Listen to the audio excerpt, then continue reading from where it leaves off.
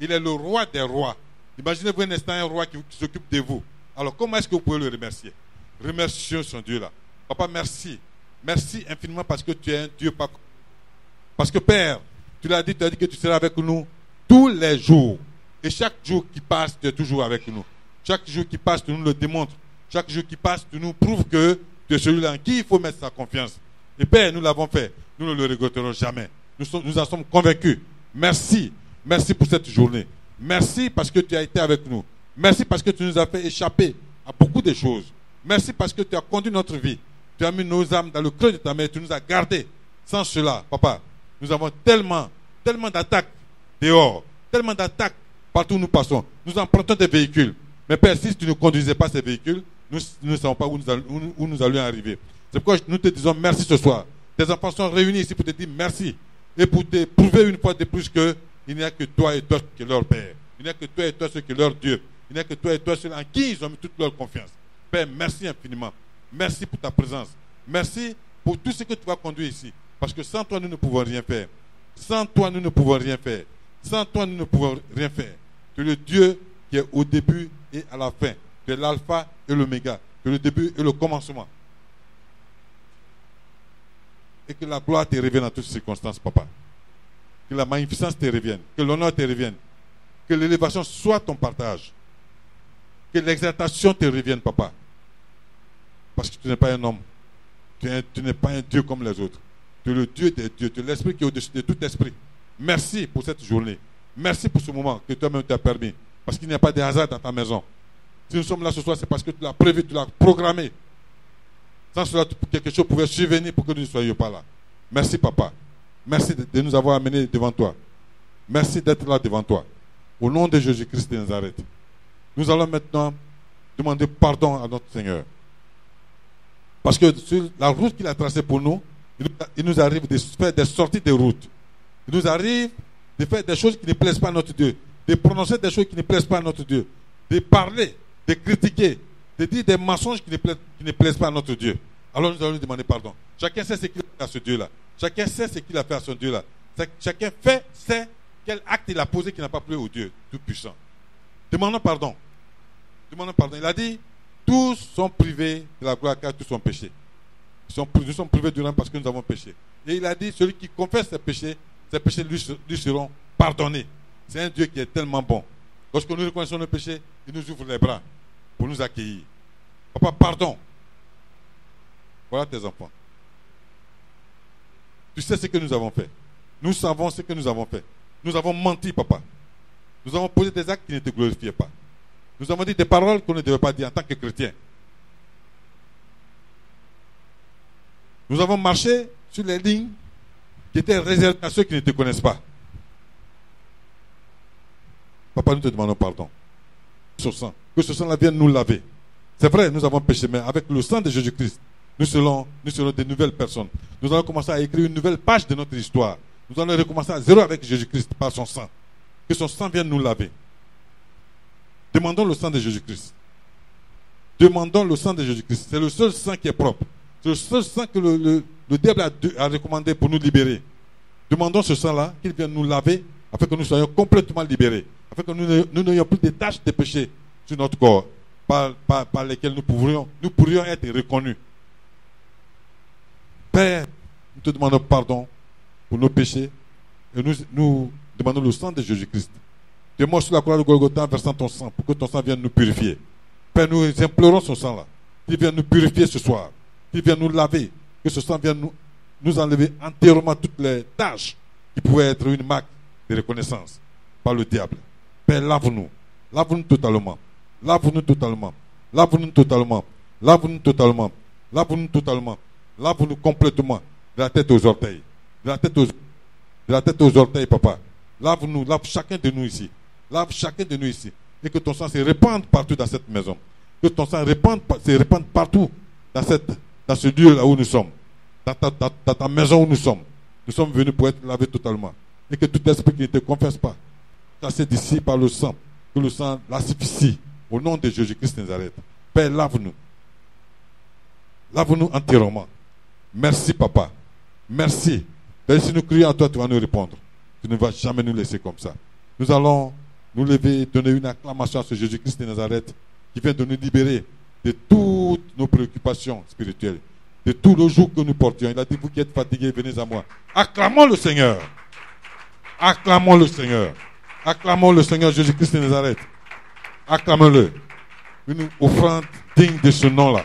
Parce qu'il est un Dieu pas comme les autres. Il est le Dieu qui descend parmi ses enfants et la joie s'installe. Alléluia. Alléluia. La Bible dit que là où 2 ou 3 sont réunis, il y a le Saint-Esprit. Nous allons demander au Saint-Esprit de venir prendre autorité. Il est déjà là, nous allons lui confier tout ce que nous allons faire ce soir. Alléluia. Demandons au Saint-Esprit. Esprit Saint, toi qui es notre guide, toi que le Seigneur nous a laissé avant qu'il ne parte, nous te demandons maintenant de descendre ici. Père, viens prendre autorité sur ce moment. Viens conduire tout ce qui va se passer ici. Parce que tu es le Dieu qui conduit. Tu es le Dieu sans qui nous ne sommes rien. Ta présence seule va changer beaucoup de choses. Ta présence seule va transformer ce moment-là. Ta présence va métamorphoser chacun de nous. Alors, cet esprit descend. Descend avec le feu du Saint-Esprit.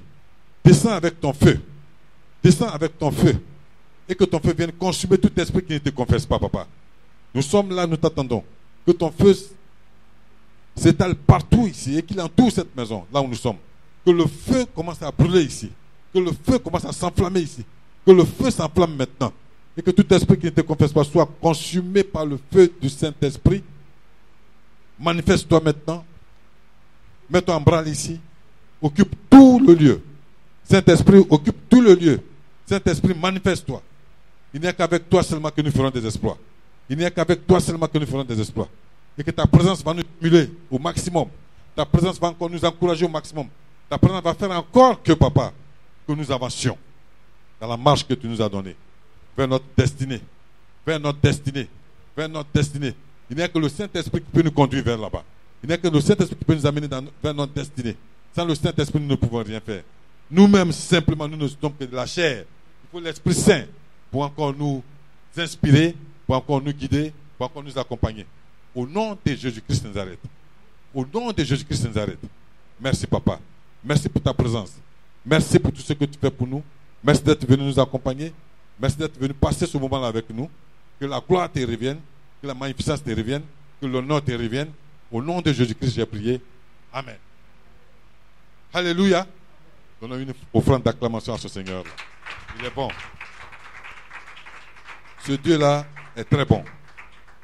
Ce Dieu-là est très bon.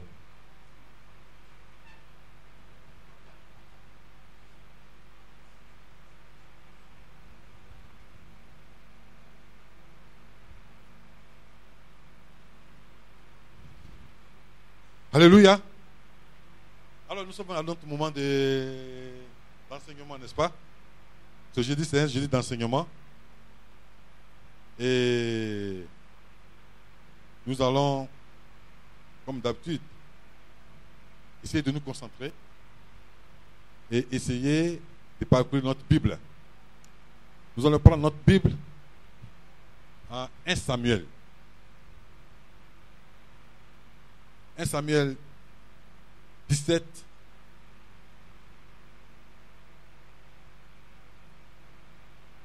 1 Samuel 17, du verset 41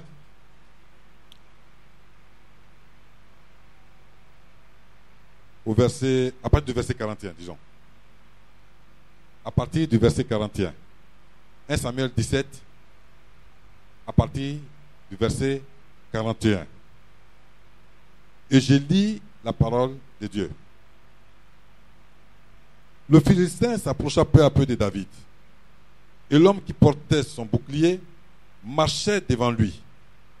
Le Philistin regarda, et lorsqu'il aperçut David, il le méprisa, ne voyant en lui qu'un enfant blanc et d'une belle figure. Le Philistin dit à David, suis-je un chien pour que tu viennes à moi avec des bâtons? Et après l'avoir maudit par ses dieux, il ajouta, viens vers moi, et je donnerai ta chair aux oiseaux du ciel et aux bêtes des champs.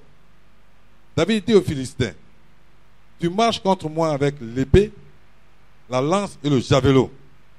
Et moi, je marche contre toi au nom de l'Éternel des armées, du Dieu de l'armée d'Israël que tu as insulté. Aujourd'hui, l'Éternel te livrera entre mes mains. Je t'abattrai et je te couperai la tête. Aujourd'hui, je donnerai les cadavres du champ et du camp des Philistins aux oiseaux du ciel et aux animaux de la terre. Et toute la terre saura qu'Israël a un Dieu. Et toute cette multitude saura que ce n'est ni par l'épée, ni par la lance que l'Éternel sauve, car la victoire appartient à l'Éternel. Et il vous livre entre nos mains.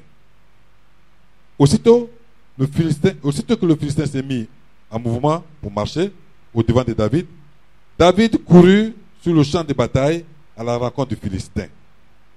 Alléluia. Alléluia. Je crois que ce texte, on l'a lu, tout le monde connaît ça par cœur. On l'a lu et relu, et on sait de quoi il parle. Il parle de la bataille Goliath contre David, comme on le dit, David contre Goliath, comme on veut. Et ce soir encore, nous allons essayer de voir quelque chose là-dedans. Ce n'est pas nouveau. On a parlé de ce texte. Et ce qu'on voit ici, c'est que nous sommes sur un champ de bataille. Nous sommes sur un champ de bataille entre deux adversaires de tailles différentes aux yeux des hommes. On dit que Goliath, c'est un monstre humain. C'est-à-dire que quelqu'un qui est très grand. Et David n'est qu'un enfant. Et ils se sont lancés des défis. Alléluia. Et sur ce champ de bataille, nous voyons une guerre psychologique qui se livre. Une guerre de paroles. Goliath est venu, lorsqu'il a vu David, il dit, mais toi, qu'est-ce que tu peux me faire, toi? Tu n'es qu'un. Je vais te trier, je vais te donner, ton cadavre sera là, les animaux vont te bouffer. David aussi dit, mais qu'est-ce qu'il dit celui-là? Qui il est, lui? Qui il est? Et puis il pense qu'il peut me tuer. Mais moi aussi, je vais te tuer. Alléluia. Dans cet échange, dans cette bataille psychologique, pour que chacun n'essaie pas de se laisser battre, il faut quelque chose de particulier à chacun d'entre eux. Ici, avant que David ne rencontre Goliath, il est dit par le passé que Goliath parlait aux Israélites pendant 40 jours. Alléluia. Quand il sortait, il les insultait et puis il retournait. Pendant 40 jours. Pas 40 heures. 40 jours. Mais il n'y avait personne pour lui répondre. Et David est venu. David a répondu à Goliath parce que David avait un brin de courage. C'est pourquoi ce soir, le thème que j'ai choisi pour ce test, c'est le courage, l'arme secrète du chrétien. Alléluia. Le courage, l'arme secrète du chrétien. Tu es chrétien, tu crois en ton Dieu. Tu penses que ton Dieu est puissant. Tu penses que ton Dieu peut te délivrer des situations difficiles. Alléluia. Mais si tu n'as pas le courage, tu ne pourras pas y arriver. C'est vrai, tu peux prier. La prière, c'est dans la chambre. La prière, c'est de remettre ta vie dans les mains du Seigneur. Mais une fois que tu sors, ce n'est plus, Dieu, lui, il est là, il te regarde. C'est toi qui avances. Et si tu n'as pas ce courage-là, en ce moment, la bataille est déjà perdue. Si vous regardez les grandes guerres, qu'est-ce qu'on fait? C'est par l'interposition psychologique, par la communication. La communication, c'est une bataille psychologique. Alléluia. On dit, aujourd'hui, l'ennemi est tombé et dans notre camp, il n'y a rien eu. Dans quelle bataille, dans un camp, il n'y a jamais rien. C'est psychologique. Et c'est la même chose. Et si on n'a pas ce courage en tant que chrétien, nous ne pourrons pas lancer des défis à notre vie nous-mêmes. Nous ne pourrons pas chercher à affronter ce qui paraît, je dis bien ce qui paraît difficile, ce qui paraît grand devant nous. Alléluia. Le Goliath qui est devant toi, si tu n'as pas ce courage-là, tu ne pourras jamais l'affronter. Alléluia. Ce soir, David est venu devant Goliath. Et le courage d'abord, c'est quoi? Le courage, c'est une caractéristique des personnes. Les hommes ont le courage. Une caractéristique qui te donne la hardiesse, c'est la force d'affronter des situations même qui semblent perdues. Tu te dis, si je meurs, c'est ça. Alléluia. Et quand on n'a pas ce courage-là, on ne peut pas affronter quoi que ce soit. Et ce soir, David a eu ce courage.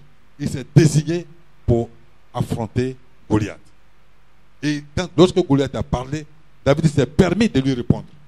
Ce n'est pas donné à tout le monde. Nous sommes ici en Côte d'Ivoire. Nous savons ce qui c'est. Lorsqu'un louba parle, dans un maquis ou bien dans une manifestation, lorsqu'un louba s'élève et qu'il commence à parler, il n'y a pas 5 personnes qui peuvent lui répondre. Alléluia. Nous le savons. Et Goliath, dont on parle ici, il est plus qu'un louba. C'est un monstre humain. Il mesure peut-être 3 fois la taille de mon fils qui est là. Et puis, il est vraiment en forme.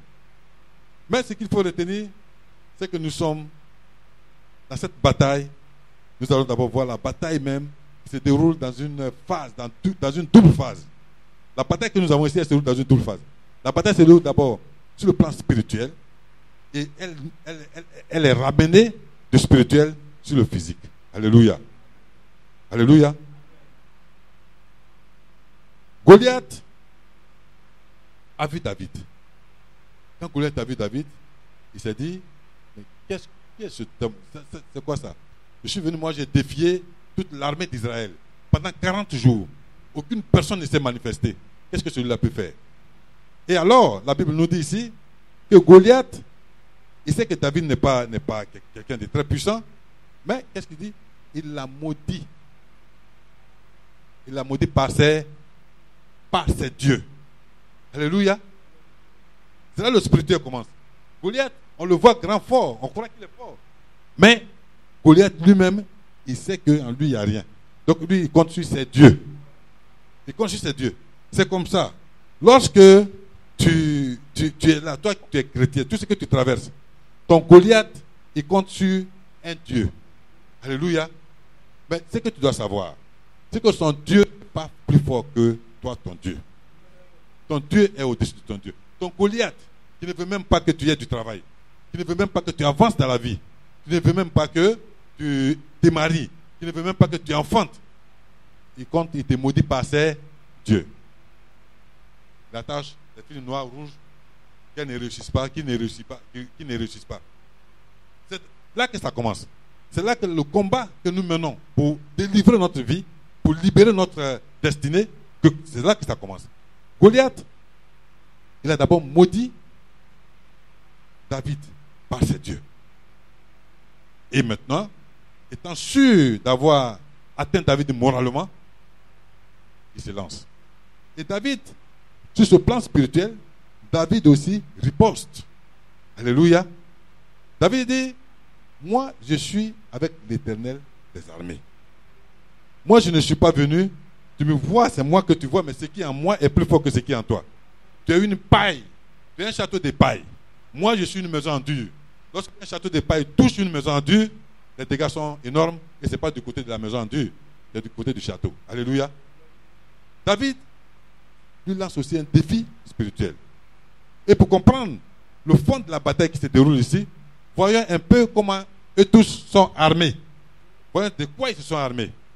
On dit que Goliath, celui qui portait l'armure de Goliath, l'armure c'est ce qui va protéger Goliath contre les flèches. Il avait ça, il avait une lance, il avait une épée, et puis il avait un javelot. L'armure, lance, épée, javelot. Et David avait quoi? David avait un bâton, il avait des cailloux, et il avait sa fronde. Alléluia. Alléluia. Et David, sur ce plan spirituel-là, sur cet armement que nous voyons que physiquement, on dirait que Goliath est plus fort que David. Mais, lorsqu'ils se sont affrontés psychologiquement, lorsqu'ils ont échangé les paroles, c'est que la Bible nous dit que les armes spirituelles dont nous disposons, il y a quoi? Il y a d'abord la parole qui est une épée. Alléluia. La parole qui est une épée. Et ici, David avait la parole. Et le plus grand bouclier du monde, c'est quoi? C'est la foi. En Éphésiens 6, vous pouvez lire ça. La foi. La foi, c'est le plus grand bouclier du monde. Et ici, David avait cette parole-là. Il a dit, tu seras livré entre mes mains. Et le monde saura que moi j'ai l'Éternel des armées. Et les paroles que David prononçait, c'est là que la victoire va être gagnée. les paroles qu'il prononçait, c'était comme des coups d'épée qu'il donnait à Goliath. Alléluia. Parce que la parole, la Bible nous dit que la parole, c'est une épée. C'est pourquoi on dit que la parole est une épée à double tranchant. Si vous savez la manière, vous pouvez gagner. Si vous ne savez pas la manière, bien. David savait manier sa parole. Il s'est laissé dans les mains de l'Éternel. Et avec la parole, il frappait Goliath sans qu'il ne le sache. Et le bouclier, les paroles que Goliath lui ramenait, étaient bloquées par le bouclier de la foi. Alléluia. Alléluia. La foi, c'est quelque chose de très important. La foi. Sans la foi, on ne peut rien faire. Cette dame qui saignait pendant 12 ans, elle a dit, si je puis seulement toucher son habit, je serai guéri. Alléluia. Jésus a dit, si vous avez la foi d'un grain de sénévé, vous pourrez tout faire. Quand ses disciples n'ont pas pu chasser un démon. Alléluia. Donc la foi, c'est quelque chose de très fort. Et ici, David, il n'a même pas hésité. Il avait foi en son Dieu. Il sait que Dieu ne peut jamais l'abandonner. Alléluia. Et puis encore, si nous voulons regarder, on dit que Goliath a maudit David. Il maudit David à rapport à quoi? Ce sont les Philistins qui ont envahi Israël. Ils ont attaqué Israël. Et Israël cherche à se défendre. Entre celui que tu as attaqué et celui qui défend, qui a provoqué qui? David a insulté Goliath. Est-ce que David doit quelque chose à Goliath? Il lui a pris quelque chose qu'il ne va pas lui donner. Est-ce que Goliath a une raison particulière de maudire David? Alléluia. Je ne crois pas. Alors, la Bible nous enseigne dessus. La Bible nous dit, en Proverbe 26, verset 2, que une malédiction sans cause n'a point. Alléluia. Donc, les paroles que Goliath prononçait étaient des paroles en l'air. Ces paroles n'étaient pas fondées. Il n'y a pas de cause. Il n'y a aucune cause pour maudire David. Par contre, David le maudissait parce que David savait que tu es venu occuper le territoire de mes parents. Tu es sur ma terre. Aussi gros, aussi grand que sois-tu, c'est chez moi que tu es venu me provoquer. Comment on appelle ça? La légitime défense. Je vais vous dire ce soir, si vous défendez une cause dans laquelle vous avez raison, Dieu sera toujours de votre côté. Ce sont des choses qu'on oublie très souvent. Alléluia. Il ne faudrait pas qu'on oublie cela. Nous sommes des chrétiens. Et c'est cela qui va faire que nous, en tant que chrétiens, le courage que nous devons exprimer doit être basé sur quelque chose. Doit être basé sur notre raison. Si c'est un courage que tu avances, que tu affiches, qui n'a pas de raison, à ce moment-là, tu es perdu. Dieu enlève la main sur toi. Dieu est un Dieu juste. Dieu est un Dieu qui n'abandonne pas ses enfants qui ont confiance en lui et qui marchent selon lui. Si vous ne marchez pas selon Dieu, que vous croyez que Dieu est avec moi, alors je peux faire tout ce que je veux, tout m'est permis, vous êtes perdu. Dieu peut vous abandonner à tout moment. Dieu peut vous abandonner à tout moment. On a vu des exemples ici où Dieu a abandonné des gens. Saül croyait que Dieu était toujours avec lui. Hein? À un moment donné, il menait les batailles, il croyait que Dieu était toujours. Et là où nous sommes, au moment où David vient affronter Saül, David a été déjà loin. Qu'il vient affronter Goliath, il a été déjà loin.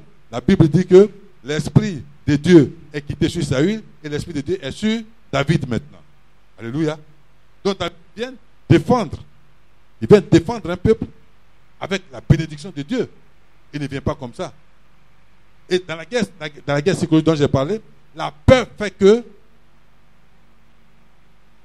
vous pouvez même fuir. La Bible dit que lorsque Goliath est sorti, les Israélites ont fui. Quand vous remontez un peu plus, je crois au verset 24.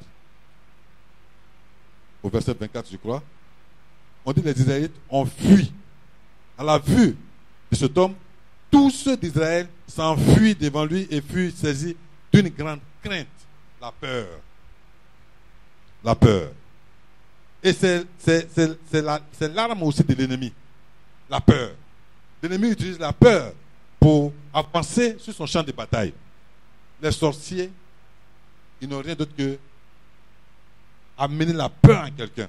Et une fois que vous êtes crispé par la peur, vous êtes détruit par la peur, moralement, vous êtes une proie facile.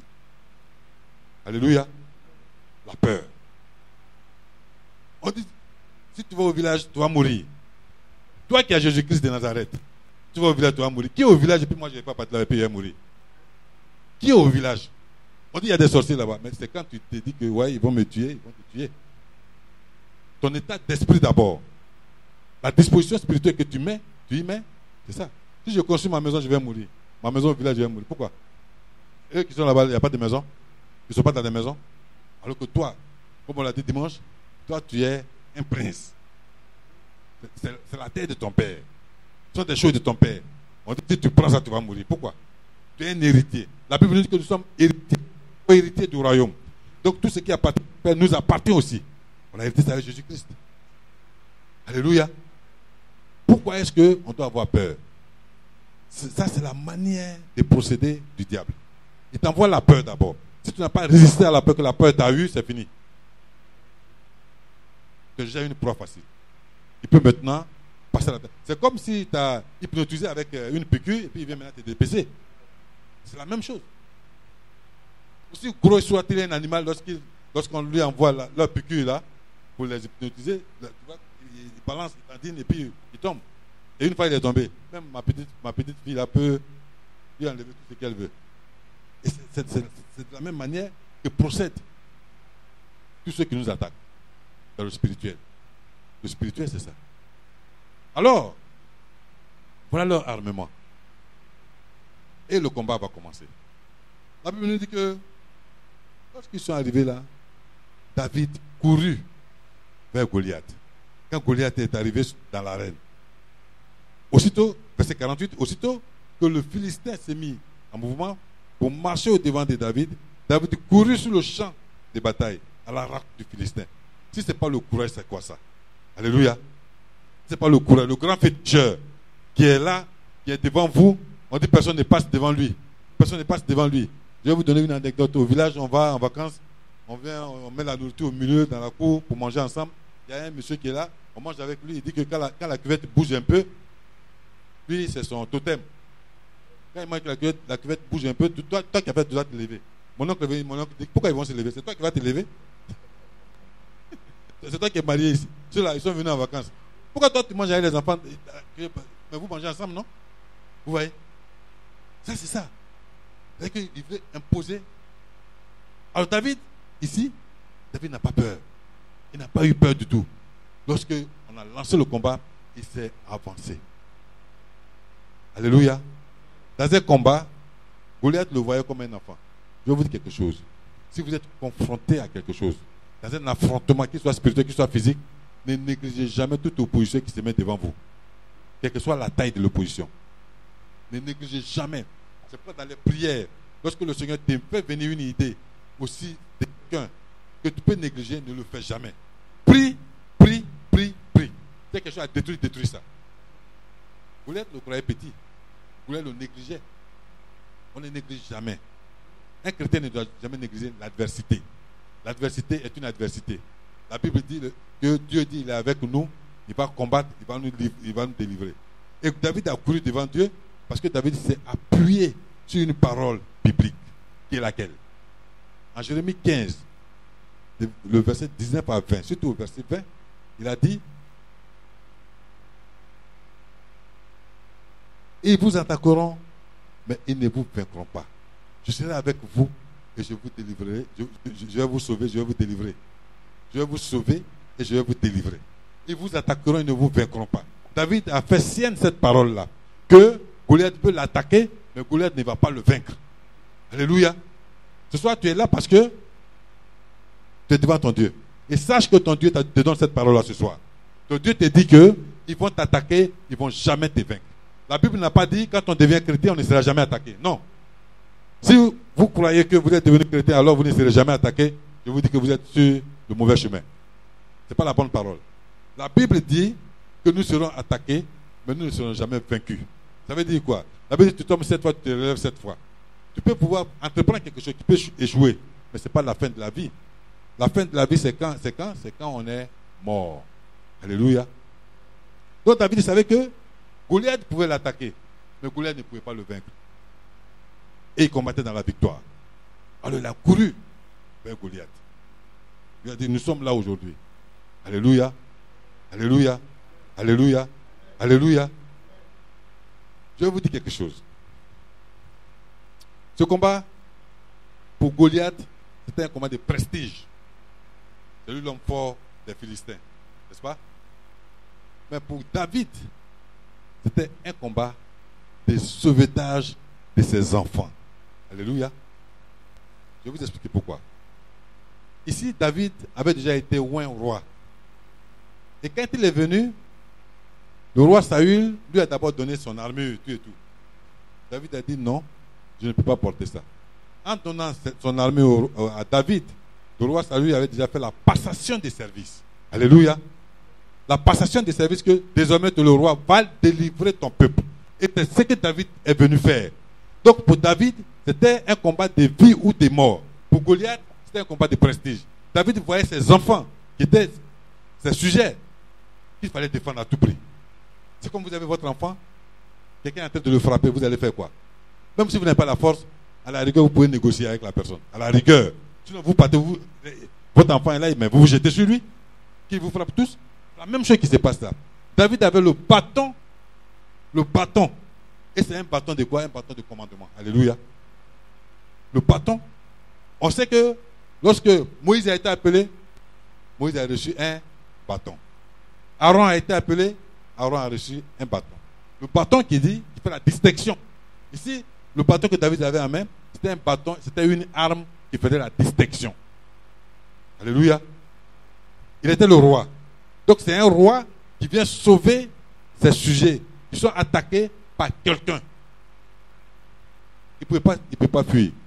Le roi Saül était là pendant 40 jours et puis Goliath les défiait. Il ne peut pas les défendre parce qu'il n'avait plus l'esprit de Dieu en lui. Dieu avait déjà enlevé l'esprit. Dieu avait donné l'esprit à quelqu'un d'autre. Et puis le chiffre 40, ce n'est pas un chiffre de hasard. Notre Seigneur, il a fait combien de combats là? Combien de jours de combat? 40 jours de combat, non? Il a pris 40 jours de jeûne. Et c'est quand il est descendu, la Bible dit que quand il est descendu, l'onction a commencé à l'envahir. C'est-à-dire que sa renommée a commencé à dépasser les frères. C'est les mêmes 40 jours là. David n'était pas là pendant 40 jours. Et Goliath a fait son petit malin pendant 40 jours. Au 40e jour, la manière dont Jésus a dit Satan, quitte là, David est venu lui dire Satan, c'est fini pour toi. Alléluia. Alléluia. Nous avons un Dieu qui est vivant. Nous avons un Dieu qui est fort. Nous avons un Dieu qui ne nous abandonne pas. Mais il faut savoir à quel moment lui faire appel. Il faut savoir à quel moment être sous son joug pour que tu avances. Sous sa protection pour que tu avances. Si tu ne fais pas attention à cela, les combats seront toujours des échecs. Alléluia. Le Dieu que nous prions est un Dieu vivant. David, c'est toi aujourd'hui. Je voudrais que tu sois le David de ton temps. Je voudrais que tu sois celui-là qui relève tous les défis à nous lancer par ceux qui ne connaissent pas Jésus-Christ. Je voudrais que quand quelqu'un te dise c'est trop dur pour avoir le travail, tu lui dises non, c'est pas dur, c'est dur pour ceux qui ne connaissent pas Dieu. Maintenant, pour se marier, ils ne se marient plus. Tu dis non, c'est ceux qui ne connaissent pas Dieu qui ne se marient pas. Moi, mon mari va venir, ou bien moi, ma femme va venir. Mon fils Blaise a attendu, voilà. Je n'ai rien dit. Blaise, il a attendu. On dit, non, je m'en vais. Non, je ne veux pas. Oh, je veux. Je m'en vais, j'attends. Blaise, Dieu est au contrôle. C'est comme ça.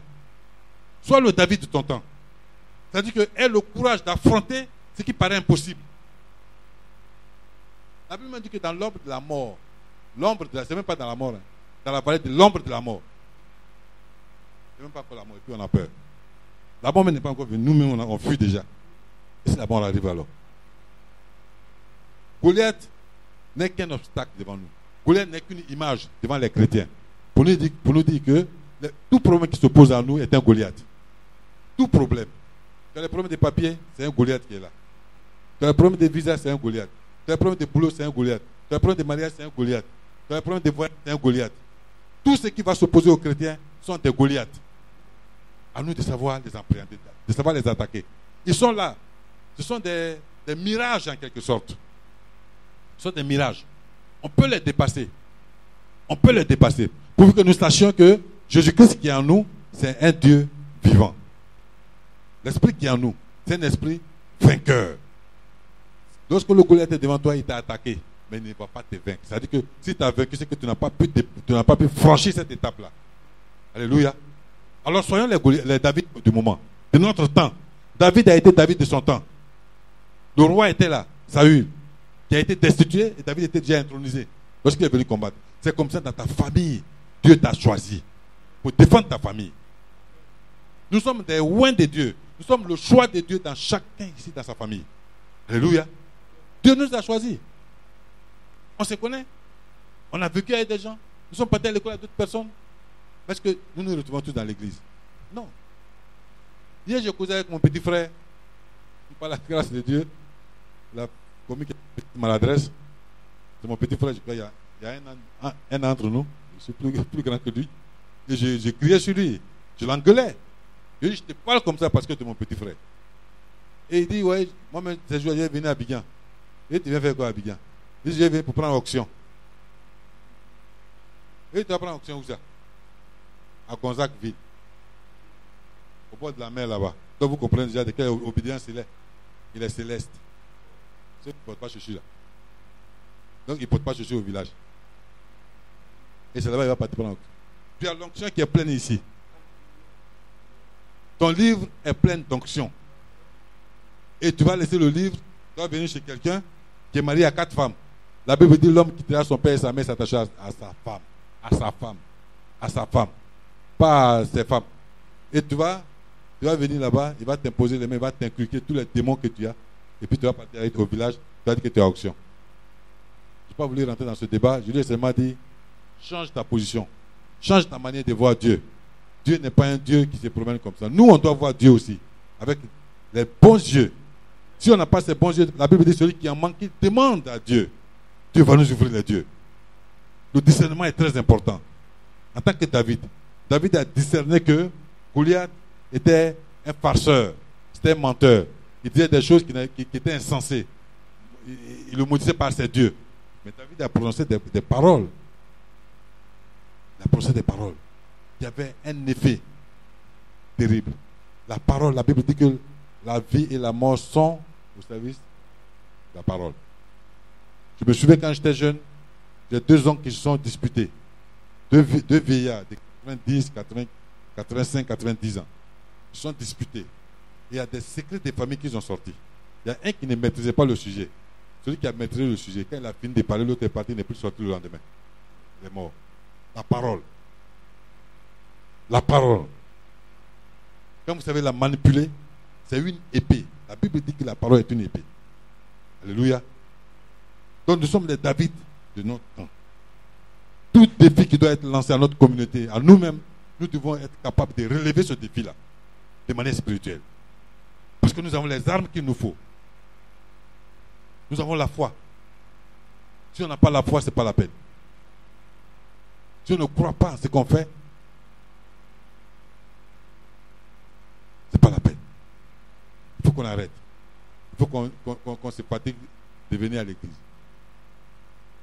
Si on n'a pas la foi, si on ne croit pas en ce qu'on fait, si on ne pense pas qu'avec Dieu, nous pouvons faire tout. Dieu dit avec lui, nous ferons des exploits. Les exploits se font comment? En nous basant sur sa parole. En ayant confiance à ce que nous lisons, à ce que nous voyons. Si les autres ont fait ça, nous pouvons aussi le faire aujourd'hui. Ceux qui l'ont fait ne sont pas des hommes en fer. Ceux qui ont prié, et puis les gens se sont levés, ils ne sont pas des hommes en fer. Ce n'est pas ce qu'on fait ici. Ce n'est pas ce qu'on fait ici. Alors, sois un David de ton temps. Sois un David de ton temps. C'est l'exhortation que je voulais partager avec vous ce soir, parce qu'il faut que nous soyons les David pour remporter des victoires qui paraissent impossibles. Que Dieu nous bénisse.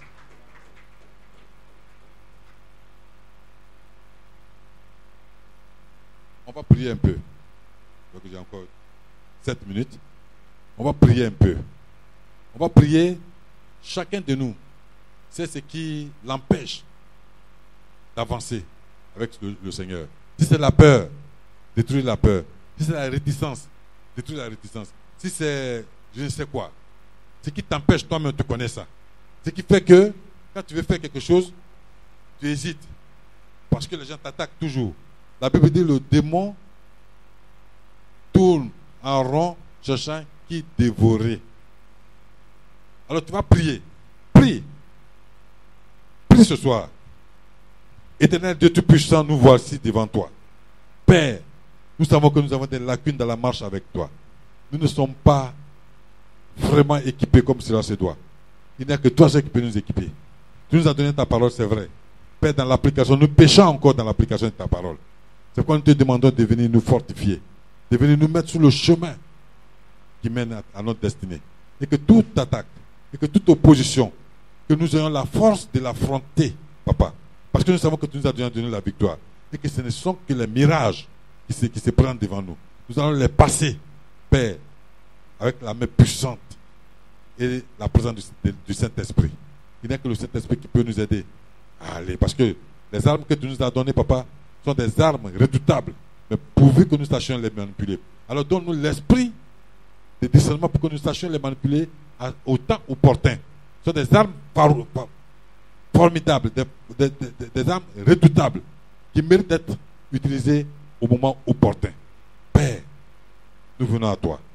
Nous savons que tu ne peux jamais nous laisser, tu ne peux jamais nous abandonner. Nous crions à toi, tu as dit de crier à toi le jour de nos détresses. Voilà un jour de détresse pour nous, Papa. Nous voulons que tu nous ouvres l'esprit pour savoir comment orienter nos prières, comment orienter nos combats, comment marcher avec toi. Père, merci. Merci de ta présence. Merci de venir à nous. Merci de nous aider. Merci de nous tenir par la main et de nous guider. Parce que tu es notre Père. Parce qu'il n'y a que sur toi et toi ce que nous comptons.